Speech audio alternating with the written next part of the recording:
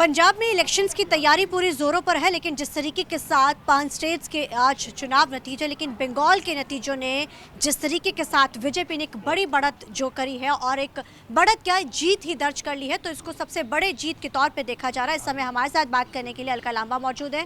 खासतौर पे आज वो पंजाब और चंडीगढ़ पहुंची क्योंकि चुनाव की तैयारी के लिए उन्होंने शुरुआत जो है पंजाब से कर दी है। हमारे साथ पहले बात करते हैं। मैम, पहले तो आपसे जानना चाहेंगे, जिस तरीके के साथ 4 स्टेट्स के नतीजे आए हैं उसको आप कैसे देखते हैं? देखिए, तमिलनाडु, पुडुचेरी, बंगाल, असम, चारों में कांग्रेस की एक भी जगह सरकार नहीं थी। आज मुझे खुशी है कि केरला में हमने वापसी की है। पूर्ण बहुमत की सरकार कांग्रेस जो है बनाने जा रही है केरला में। जहाँ तक हमारे अलायंस की बात थी, तमिलनाडु में डीएमके के साथ हमारा गठबंधन था। बिल्कुल डीएमके की जो सीटें उम्मीद की जा रही थी वो नहीं आई है। आंकलन होगा कि क्यों रहा कारण। असम में भाजपा की सरकार थी। जिस तरीके का नफरत विभाजनकारी हेमंत बिस्वा ने जो पूरा कैंपेन रखा है उसी में उसने वापसी की है, लेकिन वो मुख्यमंत्री नहीं बनेगा। लिख लीजिएगा, क्योंकि भाजपा को चुनाव में ऐसे नफरती बयान विभाजनकारी चाहिए होता है, उसके बाद उनको सरकार चलानी होती है तो उनके लिए मुश्किल होता है। बात अब आ रही है बंगाल की। बिल्कुल, बंगाल में भाजपा का जो है, हम पहले दिन से कह रहे थे कि बिहार के बाद बंगाल का नंबर आएगा। वोट चोरी, एसआईआर, चुनाव आयोग बैठ कर लड़वाएगा। बिहार भी बैठ कर लड़वाया ज्ञानेश कुमार जी ने, और बंगाल भी बैठ कर लड़ाया। अमित शाह जी पूरा देश का गृह मंत्रालय छोड़कर बंगाल में बैठ चुके थे, और दीदी को घमंड था। जब हमारा बिहार में वोटर अधिकार यात्रा राहुल गांधी जी कर रहे थे और वहाँ एसआईआर की से 60-65 लाख लोगों के वोट काट गए थे, तब दीदी वहाँ नहीं आई, है ना। आज अगर होती तो उनके साथ ये ना हो रहा होता। उन्होंने हल्के में ले लिया एक घमंड में कि शायद वो कर लेंगी, लेकिन चूक गई, और जिसका नुकसान खामियाजा बिल्कुल बंगाल को भुगतना पड़ रहा है। 15 साल तक राज करना, जिस तरीके के साथ वो एक राजनीतिक सफर शुरू हुआ, लेकिन बीजेपी की जीत। कांग्रेस कहाँ गायब हो चुकी है? कांग्रेस अक्सर दिखती है, लेकिन सीटों में कहीं ना कहीं कांग्रेस बिल्कुल पीछे होती जा रही है। बेशक केरल में आप कहती हैं सरकार बने, लेकिन आप कारण क्या मानती हैं? समीक्षाएं होती हैं। हरियाणा का सबसे बड़ा एग्जाम्पल है। सरकार की तैयारी अधिकारी तक मिल पड़े, लेकिन उसके बावजूद फिर से रिपीट भाजपा कर गई। देखिए, ये जो मीडिया नैरेटिव कर रहा है ना, भाजपा जीत रही है, कांग्रेस हार रही है ना, ये नैरेटिव भाजपा को गढ़ने दीजिए। हरियाणा का जिक्र आपने किया, मैं आपका धन्यवाद करती हूँ। हरियाणा में 25 लाख फर्जी वोट बने। राहुल गांधी जी ने 25 लाख फर्जी वोटों की पूरी सूची जानकारी ज्ञानेश कुमार को दी। क्या किया ज्ञानेश कुमार ने? और हरियाणा आपने भी कहा कांग्रेस जीतते जीतते कैसे हार गई। पूरे हरियाणा में भाजपा और हमारा वोट का फर्क मात्र 22,000 वोट से भाजपा जीती है पूरा हरियाणा, और 25 लाख फर्जी वोट है। तो ये सारा एसआईआर, चुनाव आयोग पूरा जो बैठ गया है, जिस तरीके से ताक पर रखा है, ये लड़ाई हमारी थी और ये लड़ाई हमारी जारी रहेगी एसआईआर और चुनाव आयोग के खिलाफ। कि वोट चोरी का रास्ता जो भाजपा ने अपना लिया है कि जहां सत्ता नहीं आएगी वहां पर हम लोग खरीद फरोख्त करेंगे। कर दिया ना अब पंजाब के चुनाव से पहले पंजाब का खेल। 10 में से 7 भाजपा के सांसद, 14 अप्रैल को ईडी जाती है एक सांसद के घर में, और 24 अप्रैल को वो सांसद भाजपा के घर वॉशिंग मशीन में धुलकर चला जाता है ना। सो ये खेल भाजपा का पूरा जो है पका पकाया है। उसको लगता है ये फार्मूला हमेशा कामयाब हुआ।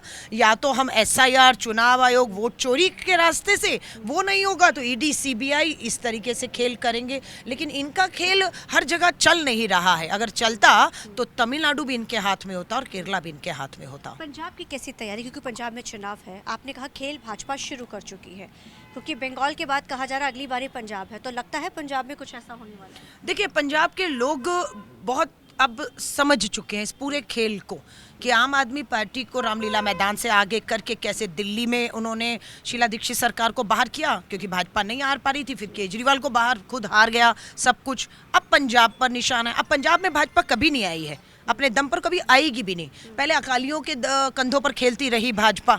जब वहाँ से हुआ तो अब पता लगा, लेफ्ट राइट देख रहे हैं कि मोदी जी शाह जितना जोर लगाते, भाजपा को यहाँ बहुमत और अपने दम पर सरकार नहीं मिलेगी, तो दूसरी बैसाखियाँ ढूंढने लग गए। अब आम आदमी पार्टी को शामिल कर लें या दो फाड़ कर दें, तो फार्मूला 2 फाड़ वाला चल रहा है।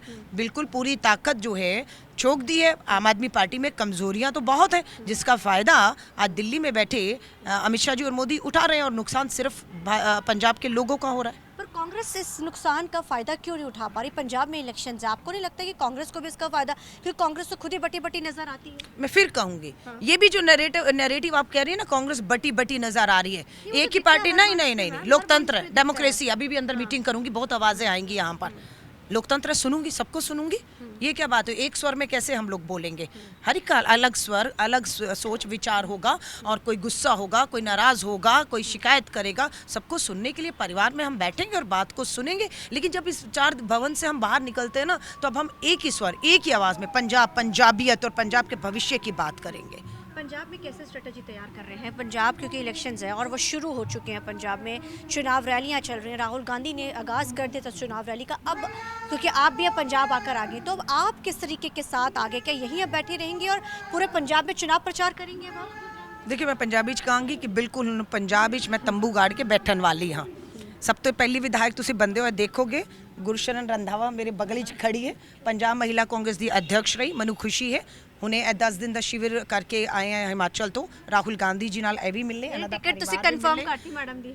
ਕੱਟ ਹੀ ਨਹੀਂ ਸਕਦਾ ਕੋਈ ਵੀ, ਨਾ ਅੰਦਰ ਨਾ ਬਾਹਰ, ਔਰ ਇਹ ਕੱਟਣ ਦੀ ਗੱਲ ਨਹੀਂ ਹੈ। ਪੰਜਾਬ ਵਿੱਚ 117 ਵਿਧਾਨ ਸਭਾ ਸੀਟਾਂ ਵਿੱਚੋਂ 33% ਕਰੋ ਤਾਂ 40 ਮਹਿਲਾਵਾਂ ਬੰਦੀਆਂ ਨੇ। ਇਸ ਵਾਰ ਕਾਂਗਰਸ ਕਰਨ ਜਾ ਰਹੀ 33%, ਕਿਉਂਕਿ ਵੜਿੰਗ ਸਾਹਿਬ ਵੀ ਕਹਿੰਦੇ ਨੇ ਕਿ 33% ਅਸੀਂ ਕਰਾਂਗੇ, ਐਗਜ਼ਾਮਪਲ ਸੈੱਟ ਤੇ ਹੋ ਰਿਹਾ ਇਸ ਵਾਰ ਪੰਜਾਬ ਦੇਖੋ, ਦੇ ਵਿੱਚ। ਅਸੀਂ ਕਰਾਂਗੇ ਔਰ ਅਸੀਂ ਉਮੀਦ ਕਰਾਂਗੇ ਕਿ ਸਾਡੇ ਜਿਹੜੇ ਵਿਰੋਧੀ ਨੇ ਉਹ ਵੀ ਇਹ ਕਰਨ, ਕਿਉਂਕਿ ਪ੍ਰਿयंका ਗਾਂਧੀ ਜੀ ਨੇ ਕੀ ਕੀਤਾ ਜਦੋਂ यूपी ਦੀ ਪ੍ਰਭਾਰੀ हुई, पार्टी के भीतर पहली पार्टी है जिन्हें पार्टी के अंदर आरक्षण अनाउंस करके 40% 150 महिलाओं को यूपी उतारता सी। ਇਹ ਉਮੀਦ ਕੀਤੀ ਕਿ ਸਾਹਮਣੇ ਵਾਲੇ ਵੀ ਮਹਿਲਾਵਾਂ ਨੂੰ ਉਤਾਰਨਗੇ, ਪਰ ਉਹਨਾਂ ਨੇ ਆਪਣੇ ਗੁੰਡੇ ਮਾਫੀਆ ਸਾਰੇ ਜਿਹੜੇ ਮਹਿਲਾਵਾਂ ਦੇ ਜਿਹੜੇ ਦੋਸ਼ੀ ਸੀ ਉਹਨਾਂ ਨੂੰ ਖੜਾ ਕਰਤਾ, ਔਰ ਮਹਿਲਾਵਾਂ ਦਾ ਚਰਿੱਤਰ ਹਨਨ, ਧਨ ਬਲ ਨਾਲ ਪੂਰੀ ਤਾਕਤ ਲਗਾਈ। ਪੰਜਾਬ ਵਿੱਚ ਅਸੀਂ ਯਕੀਨ ਦਿਲਾਣੇ, ਅਸੀਂ ਕੋਸ਼ਿਸ਼ ਕਰਾਂਗੇ ਸਾਹਮਣੇ ਵਾਲੇ ਧਨ ਬਲ ਨਾਲ ਸਾਡੀ ਉਹ ਭੈਣਾਂ ਦੇ ਸਾਹਮਣੇ ਆਪਣੀ ਬੀਬੀ ਆਪਣੀ ਭੈਣਾਂ ਨੂੰ ਖੜਾ ਕਰ ਦੇਣ, ਅਸੀਂ ਸਵਾਗਤ ਕਰਾਂਗੇ, ਲੇਕਿਨ ਉਹ ਕਰਨਗੇ ਨਹੀਂ। ਸਾਡੀ ਉਹੀਓ ਹੈਗੀ ਕਿ ਇਹ ਲੜਾਈ ਜਿਹੜੀ ਹੈ ਬਰਾਬਰੀ ਦੀ ਹੋਣੀ ਚਾਹੀਦੀ ਹੈ। ਤੁਹਾਡੀ 117 ਵਿੱਚੋਂ 33% ਦਾ ਮਤਲਬ ਹੈ ਲਗਭਗ 40 ਮਹਿਲਾ ਸੀਟਾਂ ਆਰਕਸ਼ਿਤ ਹੁੰਦੀਆਂ ਨੇ।